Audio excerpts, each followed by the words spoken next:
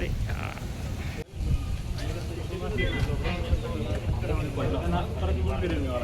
पार पडते कशा प्रकारे काय अडचणी नाही. 18 जून रोजी आपल्याकडे मतदान प्रक्रिया पार पडणार आहे. या ठिकाणी येवला तहसील कार्यालयामध्ये तहसीलदारांच्या दालनामध्ये मतदान केंद्र असणार आहे. त्या ठिकाणी आम्ही 3 कर्मचारी असणार आहेत. मतदान केंद्राध्यक्ष, मतदान कर्मचारी क्रमांक 1, 2 आणि 1 शिपाई. या ठिकाणी आमची पूर्ण तयारी झालेली आहे. पोलीस बंदोबस्त देखील या ठिकाणी येवला शहर यांचा पुरेसा पोलीस बंदोबस्त आहे.